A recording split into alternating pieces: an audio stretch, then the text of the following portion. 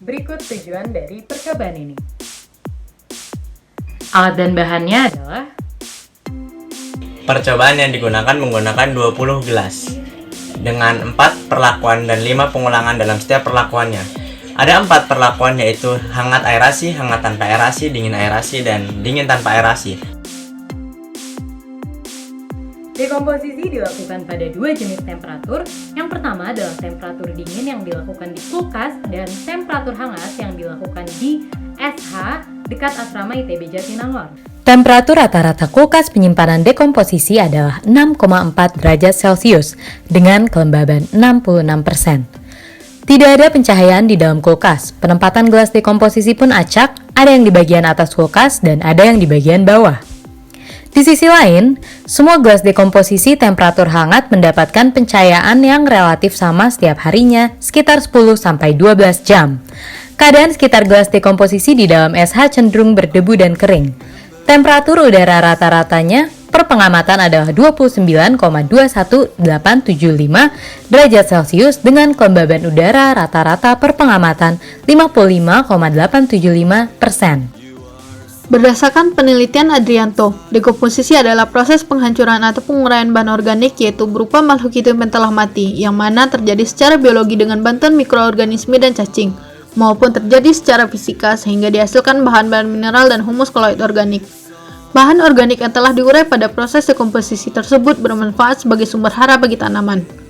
Selain itu, dekomposisi juga bermanfaat dalam menghasilkan sumber energi bagi mikroorganisme yang dimanfaatkannya untuk perkembangbiakan. Menurut Chapin et al., laju dekomposisi dipengaruhi oleh 3 kumpulan faktor, yaitu lingkungan fisik yang meliputi suhu, kelembaban, dan pH, jumlah dan kualitas bahan mati yang tersedia untuk pengurai, dan sifat komunitas mikroba agen dekomposisi. Keberadaan oksigen juga meningkatkan aktivitas mikroba itu sendiri, sehingga meningkatkan laju dekomposisi. Pengaruh temperatur terhadap laju dekomposisi bergantung pada mikroba dekomposer. Jika mikroba dekomposer memiliki suhu optimum tinggi, maka laju dekomposisi akan cepat terjadi pada temperatur tinggi, begitupun sebaliknya.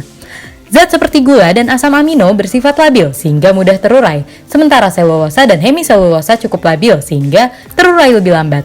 Dan senyawa seperti lignin atau kutin sulit terurai. Semakin tua bahan organik, kualitasnya pun akan semakin menurun.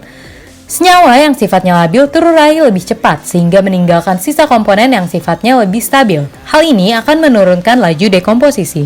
Pengaruh suhu terhadap dekomposisi. Kita menggunakan mikroba sebagai agen dekomposisi. Mikroba ini mengeluarkan ekstraseluler enzim untuk mendekomposisi si bayam tersebut.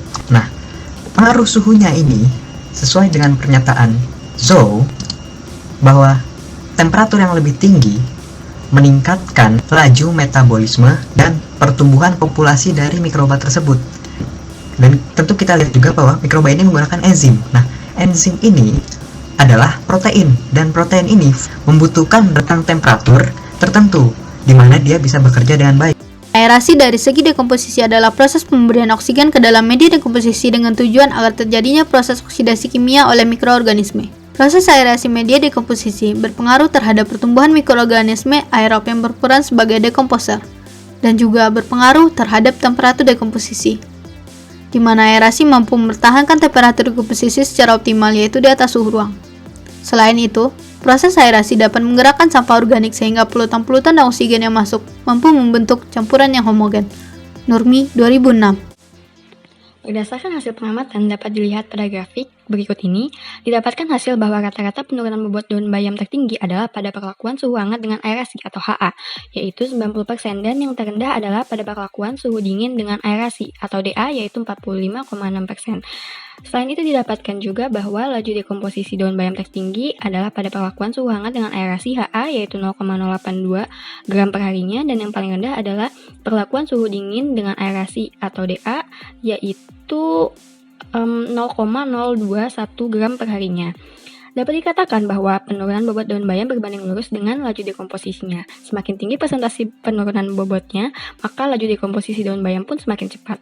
Dekomposisi dengan perlakuan suhu hangat memiliki penurunan bobot dan laju dekomposisi yang lebih tinggi dibandingkan dengan pada perlakuan suhu dingin. Hal ini dikarenakan mikroorganisme dekomposer dapat tumbuh dan berkembang dengan baik pada suhu hangat, yaitu berkisar antara 20 derajat Celcius sampai 40 derajat Celcius dibandingkan pada suhu dingin di bawah 20 derajat Celcius. Menurut Black 2015, metabolisme mikroorganisme dekomposer akan terhambat karena beberapa enzimnya yang mengalami inaktivasi pada suhu dingin. Akibat inaktivasi tersebut, mikroorganisme dekomposer tidak dapat tumbuh dan berkembang dengan optimal sehingga dekomposisi akan semakin lambat karena jumlah mikroorganismenya pun semakin sedikit. Oleh karena itu, pada suhu dingin, laju pertumbuhan mikroorganisme dekomposernya rendah sehingga laju dekomposisi pun rendah. Selain itu, perlakuan dengan aerasi pada kondisi suhu hangat menunjukkan laju dekomposisi lebih cepat dan penurunan bobot daun bayam yang lebih tinggi dibandingkan dengan perlakuan tanpa aerasi pada kondisi suhu hangat. Hal ini dikarenakan pada suhu yang lebih tinggi tekanan akan menjadi lebih rendah dan kadar oksigen pun akan menurun, sehingga dekomposisi dengan suhu hangat membutuhkan aerasi. Menurut Ardianti 2017, dekomposisi pada suhu ruang akan lebih baik dan lebih cepat dengan aerasi.